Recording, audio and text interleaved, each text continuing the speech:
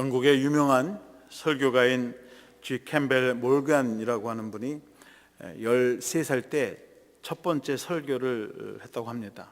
그리고 15살 때부터는 정기적으로 매주일 자신이 살고 있는 동네 교회에서 설교를 했다고 합니다. 그래서 훌륭한 설교가가 되었습니다. 그런데 이 몰간 목사님은 4명의 아들이 있었는데 그 4명 모두가 다 설교를 잘하는 목회자가 되었습니다. 한 번은 모든 가족들이 함께 앉아 있는데 어떤 분이 큰아들인 하워드에게 와서 물었습니다. 누가 이 집안에서 설교를 제일 잘하십니까? 이렇게 물었습니다. 그러자 하워드가 자신의 아버지를 존경하는 눈빛으로 이렇게 바라보면서 저희 집안에서 제일 설교를 잘하는 분은 바로 저희 어머님입니다 라고 대답했답니다. 저희 집에도 목사가 둘이고요, 전도사가 한 사람이고 장로님이 한 분, 권사님이 한 분 있는데 그 중에서 설교를 제일 잘하시는 분은 저희 어머님 권사님이십니다. 대부분의 가정에서 어머니들이 가장 훌륭한 설교를 잘하는 훌륭한 설교가인 줄로 저는 믿습니다. 발명한 토마스 에디슨이 국민학교를 들어갔습니다. 그런데 들어간 지 6개월 만에 학교에서 쫓겨나고 말았습니다. 담임 선생님이 에디슨을 집으로 돌려보내면서 작은 메모를 해서 어머니에게 갖다 드리라고 해서 종이 쪽지를 주었다고 합니다. 그 메모지에는 당신의 아이는 이래서 바보라서 우리는 그에게 아무것도 해줄 수가 없습니다. 그러니 학교에 보내지 마십시오. 그 쪽지를 받아든 에디슨의 어머니가 다시 쪽지를 적어서 다음 날 학교에다 보냈답니다. 그 메모지에는 당신은 우리 아이를 이해하지 못하시는군요. 제가 이제부터 아이를 제가 가르치겠습니다. 에디슨의 어머니는 이 지지나 바보라고 여기는 그 에디슨을 직접 가르쳐서 훌륭한 발명가로 또한 훌륭한 사업가로 성공시킨 장본인이 되었습니다. 1880년대 우리나라에 처음 전기가 들어왔습니다. 경복궁에 귀신을 내쫓기 위해서 밤에 그래서 전기를 설치했는데 그 전기를 설치한 회사가 에디슨이 시작한 에디슨의 전기회사, 그것이 발명한 에디슨이 세운 전기회사입니다. 여러분, 세상에 어머니들만큼 자녀를 위해서 기도하고 희생하는 사람은 없을 것입니다. 오늘 어머니 주일은 아니지만 우리 옆에 계신 우리 어머니들에게 감사합니다, 수고하셨습니다, 인사 한마디 좀 했으면 좋겠습니다.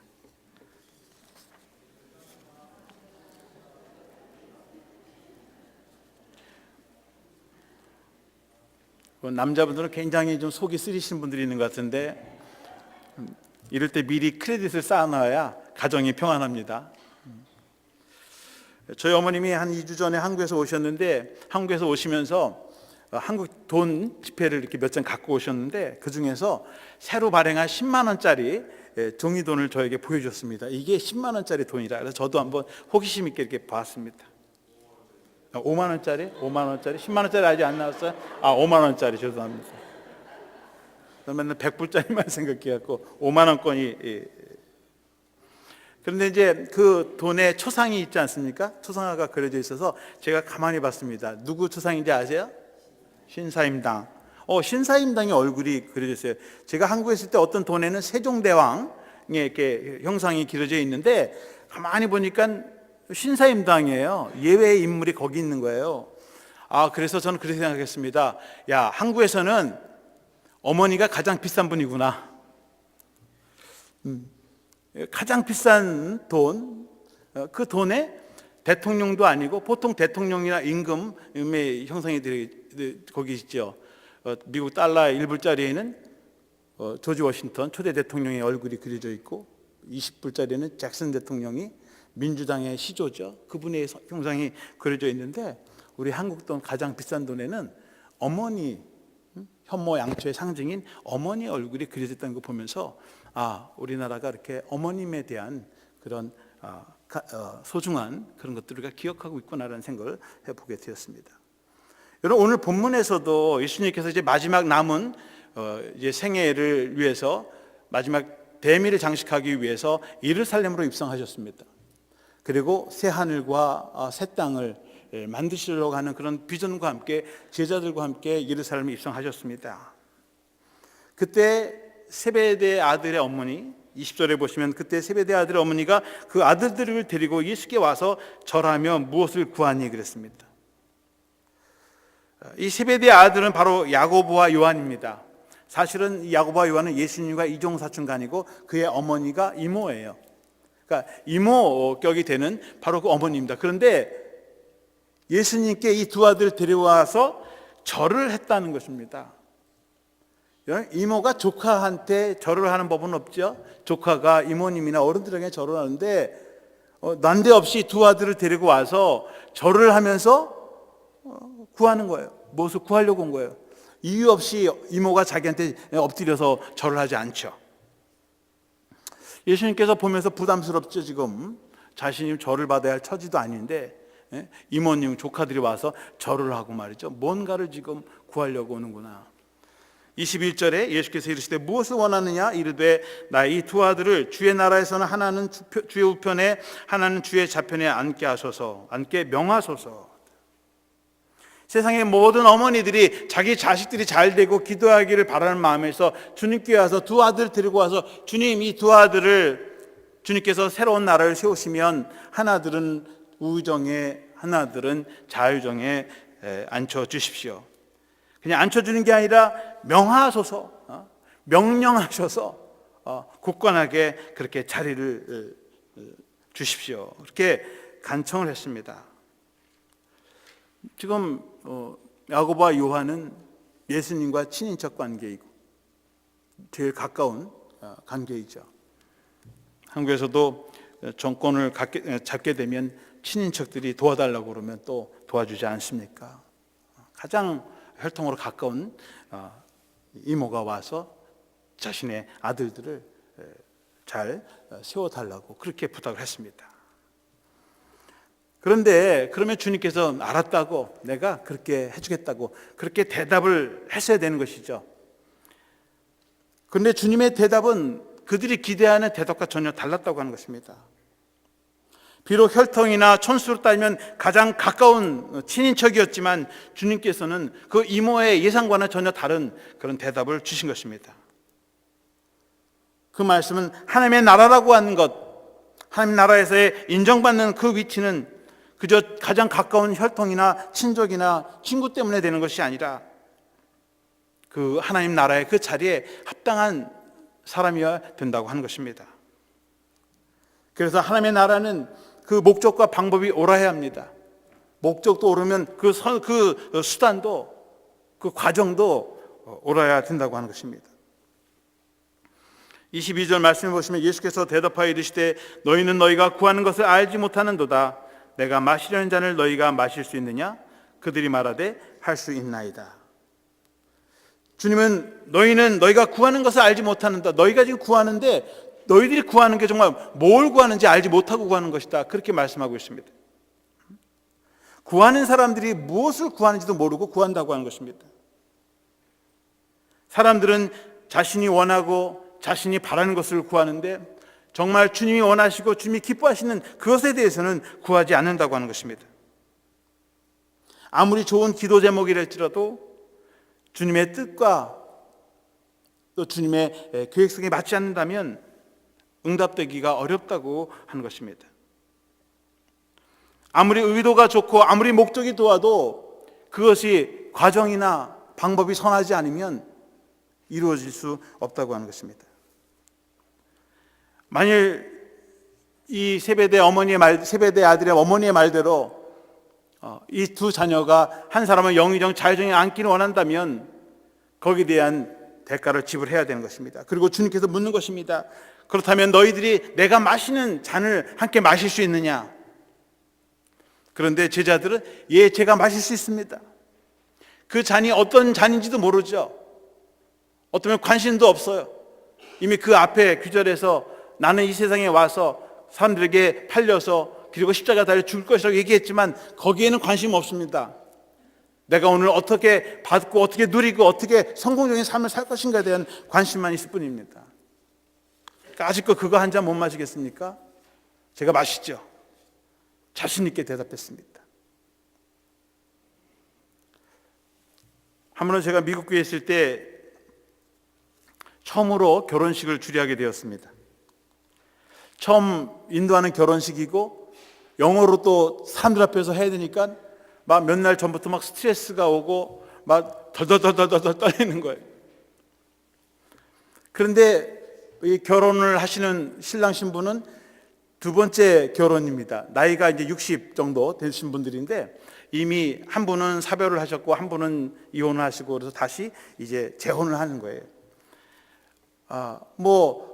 메리지 결혼 그 세미나를 할 때도 전혀 뭐 떨리는 것도 없고 그날도 두 분이 그냥 싱글벙글 좋아가지고 말이죠 해요. 주례를 하는데 저는 더더더더더더 떨리는 거예요.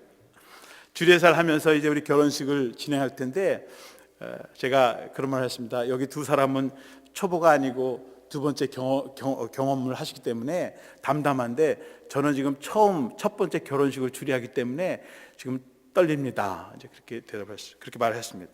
근데 이게 이제 우리말로 하면 재미가 없는데 영어로 하면 이게 재밌는 말이 돼요.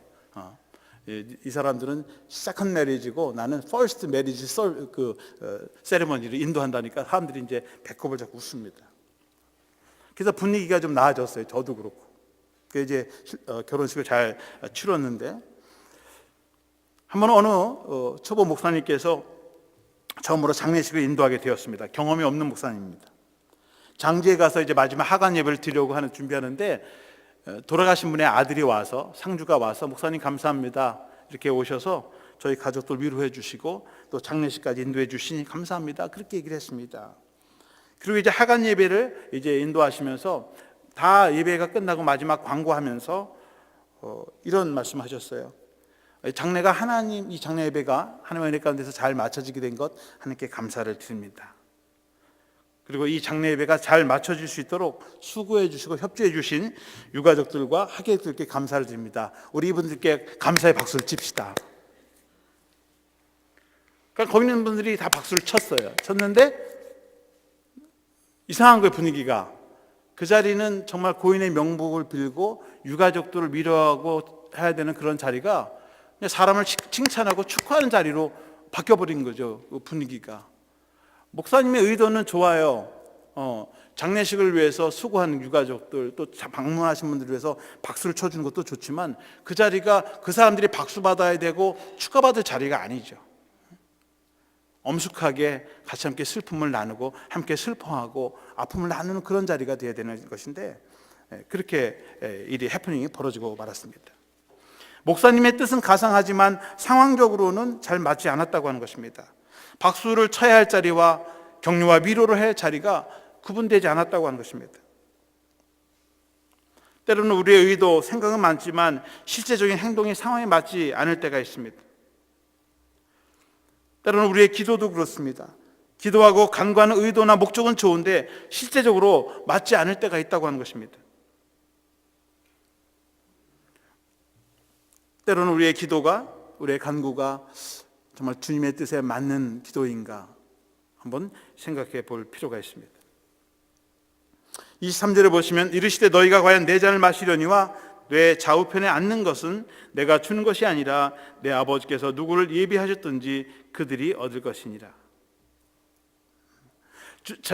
주님은 제자들도 다 누구든지 주님의 잔을 다 마실 수 있다는 거예요.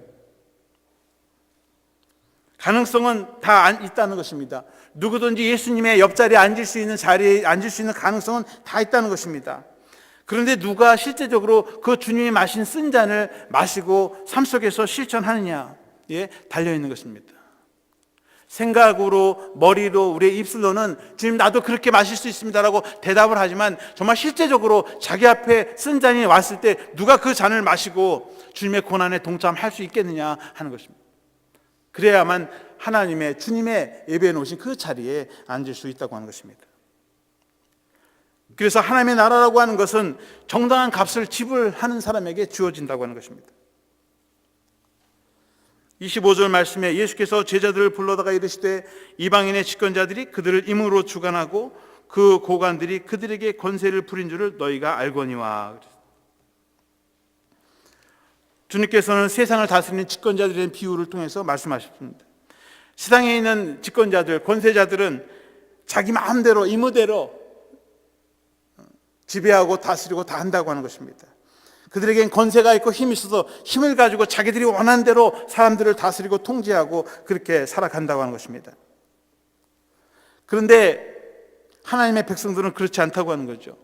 세상에는 힘의 원리, 약육 강식의 원리로 강한 자가 약한 자들을 다스리고 지배하면서 나아가는 세상이지만, 하나님의 나라는 강한 자가 세상을 지배하고 다스리는 것이 아니라 강한 자가 약한 자를 돌보고 섬기는 데 있다고 하는 것입니다. 세상에는 힘이 있고 능력이 있고 재물이 있는 사람들이 그걸 가지고 그 세상을 다스리지만, 하나님의 백성들은 자신이 가지고 있는 힘과 능력, 그리고 가진 것을 가지고 오히려 나눔으로써 또 섬김으로써 그들을 돌본다고 하는 것입니다. 그것이 세상 나라와 하나님의 나라의 차이점인 것입니다. 26절 말씀에 너희 중에는 그렇지 않아야 하나니 너희 중에 누구든지 크고자 하는 자는 너희를 섬기는 자가 되고, 누구든지 크고자 하는 자는 섬기는 자가 되어야 된다고 그렇게 말씀하고 있습니다. 하늘나라의 원리는 세상의 원리와 정반대에 있는 것입니다. 자신의 힘과 능력을 가지고 다른 사람을 다스리는 것은 하나님의 나라가 아니라 바로 세상 나라라고 하는 것입니다. 하나님의 나라는 세상의 힘과 능력에 달려있는 것이 아니라 섬김과 봉사에 달려있다고 하는 것입니다. 그래서 섬김과 봉사 없이는 하나님의 나라를 결코 소유할 수 없다고 하는 것입니다. 한때 세계 챔피언이었던 권투 선수 무하마드 알리가 비행기를 타고 여행을 하게 되었습니다. 비행기가 이륙하기 전에 스튜어디스가 자리를 돌아다니면서 안전벨트를 체크합니다. 스튜어디스가 알리에게 왔을 때 알리가 안전벨트를 매지 않았습니다. 그래서 상냥하게 안전벨트를 매주십시오, 그렇게 말했습니다. 그러자 알리는 슈퍼맨은 안전벨트가 필요 없습니다, 그렇게 농담 반 진담 반으로 이야기를 했습니다. 그러니까 스튜어디스가 알리에게 하는 말이, 슈퍼맨은 비행기를 타지 않습니다. 그러니 안전벨트를 매주십시오. 여러분, 슈퍼맨이 비행기 타고 다닐 일이 있어요? 날아다니는데 비행기가 필요 없죠. 자기가 슈퍼맨이면 왜 비행기를 탑니까? 날아가야지. 그럼 안전하게 여행을 하려면 안전벨트를 매야 합니다. 안전벨트를 매지 않으면서 안전하게 여행을 한다는 것이 여행을 바라는 것입니다. 우리가 운전을 합니다. 안전벨트를 매야죠. 근데 괜찮아, 하나님이 도와주시겠지. 안전벨트를 안 매. 제한속도가 40마일인데 60마일, 70마일, 90마일을 달리면서 하나님 이 핸들을 붙잡아 주시옵소서, 나에게 오늘 안전운전을 주시옵소서. 그러다가 스피드 티켓 경찰에 딱 걸리면, 하나님 왜 나에게 스피드 티켓에서 나에게 왜 고난을 주십니까? 이거 하나님을 원망하고 불평해요. 하나님께서 교통경찰을 보내주신 것은 안전하고 천천히 가라고 천사를 보내주신 거죠. 자기가 안전하게 운전하려면 안전속도를 지키고 안전벨트를 매야 가는 것이지, 자기가 할 것은 하지 않고 다 하나님께 맡기고 그저 안전운전 주십시오, 뜻은 가상하고 그 기도는 맞는 것 같지만 주님이 보실 때는 받지 않는다고 하는 것입니다. 한때는 세계 챔피언이었고 슈퍼맨이라고 불리는 이 무하마드 알리도 지금은 파킨스 질병과 투병 중이라고 합니다. 이 세상의 힘, 권력, 건강, 위대함도 일시적인 것입니다. 한때는 세상을 호령하던 그 권력가들도 시간이 흐르면 그 권력이 땅에 떨어지고 노쇠해지고 힘을 잃게 되는 것입니다. 하나님의 관점에서 위대함이라고 하는 것은 세상의 명예나 권력이나 부에 달려있는 것이 아닙니다. 시간이 흐르면 그런 것들은 점점 사라지게 되고 마는 것입니다. 지속적이고 영원한 위대함은 다른 사람을 섬기는 종의 도에 달려 있습니다. 27절 말씀에 너희 중에 으뜸이 되고자 하는 자는 너희의 종이 되어야 하리라. 사람들은 힘이 있어야 하고 돈이 있어야 하고 가진 것이 있어야 다른 사람을 다스리고 으뜸이 될 수 있다고 그렇게 믿고 살아갑니다. 그러나 하나님의 백성들은 세상의 힘과 능력으로 세상을 다스리고 사람들을 통제하는 것이 아니라 오히려 자신을 낮추고 다른 사람을 섬기는 겸손과 자기 희생을 통해서 다른 사람을 섬기는 그런 삶을 살아가는 것입니다. 독일의 경건주의자였던 토마스 A. 캠피스라고 하는 분이 이런 말을 했습니다. 우리 감리교의 창시자인 존 웨슬리도 이 토마스 캠피스가 쓴 그리스도를 본받아라는 책을 통해서 많은 감명을 받았습니다. 이분이 말하기를, 예수님은 그의 나라를 사랑하는 친구들은 많이 가지고 있었으나 그의 십자가를 사랑하는 친구들은 가지지 못했다. 예수님의 기쁨을 나누려는 사람들은 많았으나 예수님의 슬픔을 나누려는 사람들은 없었다. 주님의 떡을 받으려고 나오는 사람들은 많았지만 주님의 잔을 마시려고 하는 사람은 없었다. 주님은 하나님의 나라, 주님의 나라를 위해서 따르려고 하는 사람들은 많이 있었다고 하는 거예요. 그런데 그분의 십자가를 위해서 십자가를 지려고 하는 사람은 많지 않았다고 하는 것입니다. 예수님이 주시는 기쁨, 평안, 행복을 누리기는 많은 사람들이 나누려고 했지만은 주님의 고통과 고난, 슬픔을 나누려고 하는 사람은 없었다고 하는 것입니다. 오늘도 성찬식이 있습니다만은 많은 사람들이 주님의 떡을 받으려고 많은 사람이 나오지만 주님이 마신 그 쓴 잔을 함께 마시려고 나오는 사람은 없다고 하는 것입니다. 광야에서도 4,000명, 5,000명이 주님에게 떡을 받으러 나왔지만은 주님의 고난 앞에서 그 고난의 잔을 함께 마시려고 하는 사람들은 없었다고 하는 것입니다. 오히려 그들은 예수님을 향해서 십자가에 못 박아라 그리고 외쳐댄 것입니다. 예수님의 제자들도 하나님의 나라를 꿈꾸면서 서로 좋은 자리, 높은 자리, 그리고 편한 자리를 앉으려고 서로 시기하고 질투하고 다투기까지 하면서 노력했습니다. 그러나 주님의 쓴 잔을 기꺼이 나누려고 했던 제자들은 없었다고 하는 것입니다. 예수님께서 십자가상에 돌아가실 때 그들은 다 주님을 부인하고 다 달아나 버렸어요. 사도 요한만이 그 자리에 함께 있었습니다만, 주님의 고난을 머리로, 생각으로, 입으로는 하면서도 우리의 몸으로 실제적으로 드리려고 하지 않는다고 하는 것입니다. 세 번째로, 하나님의 나라는 십자가의 도를 실천하는 것입니다. 28절 말씀에 인자가 온 것은 섬김을 받으려 함이 아니라 도리어 섬기려 하고 자기 목숨을 많은 사람의 대속물로 주려 함이니라.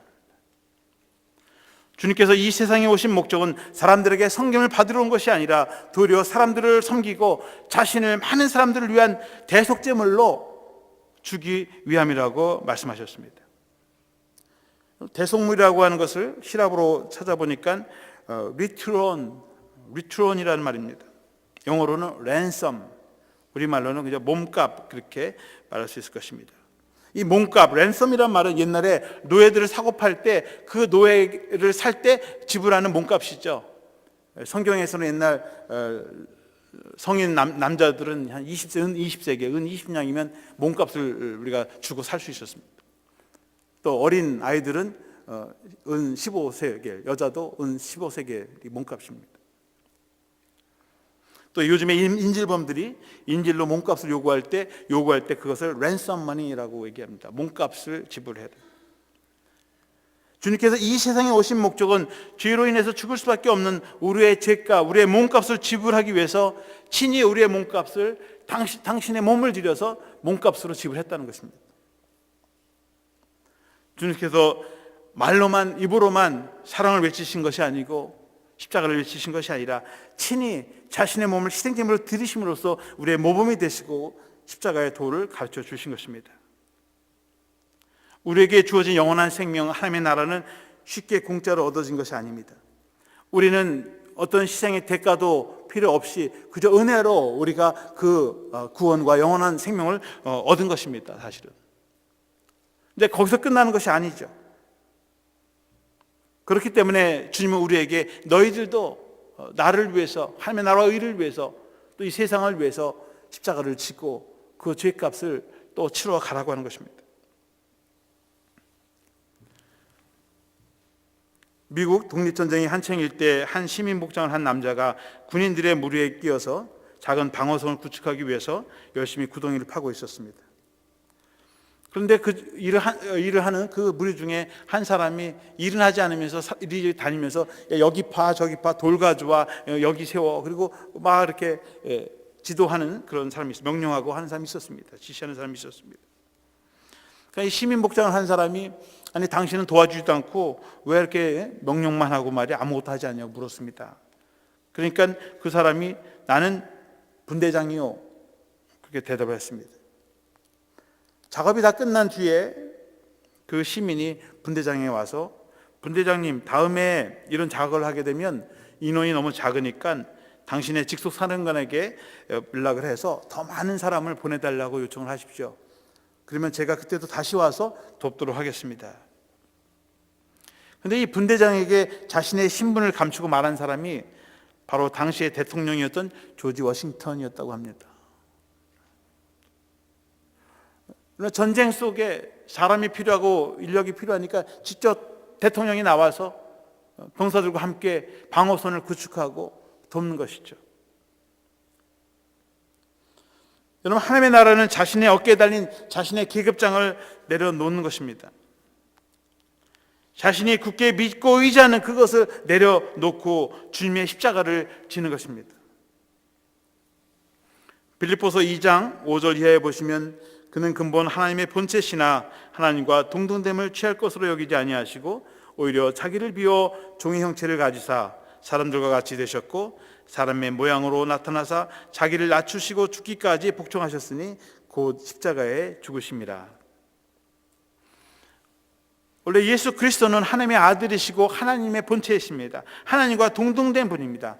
그런데 그 자신의 동등됨을 취할 것을 여기지 않고 자기를 비워서 종의 형체로 종의 모습으로 사람의 몸을 입고 오셔서 이 세상에 오셔서 다른 사람들을 섬기는 종의 삶을 살았다고 하는 것입니다. 자신이 가지고 있는 모든 명예 그 계급장을 다 내려놓았다고 하는 것입니다. 그리고 종의 모습으로 사람들을 섬겼다는 것입니다. 우리들이 가지고 있는 그 사회적인 어떤 지위, 명예 그 계급장을 내려놓지 않으면 우리는 십자가의 도를 신할 수가 없습니다. 자기가 굳게 믿고 의지하는 그것들을 내려놓을 때만이 우리는 다른 사람에게 나갈 수 있고 종의 도를 실천할 수 있게 되는 것입니다. 사순절 5번째 주일을 맞이하면서 주님께서 자신을 비워서 종의 형체를 입으신 것처럼 우리들도 자신이 믿고 의지하는 계급장이 있다면 그 계급장을 내려놓고 자신을 낮추고 주님의 십자가와 섬김의 도를 통해서 주님께 영광 돌리고 또 주님이 우리에게 예배해 놓으신 그 자리를 다 차지하시는 저와 여러분들이 되시길 주님의 이름으로 축원합니다. 기도하겠습니다.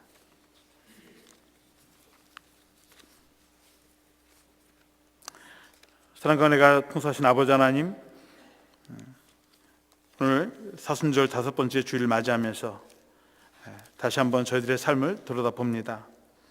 저희들이 하나님을 사랑한다고 하면서 때로는 우리의 기도와 간구가 하나님의 뜻과 합치되지 않을 때가 있었습니다.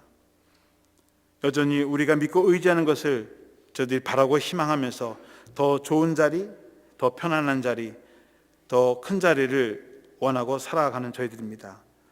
저희들을 긍휼히 여겨 주시고 주님께서 이 세상에 오셔서 주님의 그 하나님과의 동등됨을 내려놓으시고 종의 형체를 가지시고 우리 인간의 몸으로 오셔서 저희들 이 세상 사람들을 섬기고 또 자신의 생명까지 내어주신 것처럼 저희들이 믿고 의지하는 것들을 다 내려놓게 하시고 비우게 하시고 주님의 도를 실천해 나가는 저희들이 되게 하여 주시옵소서.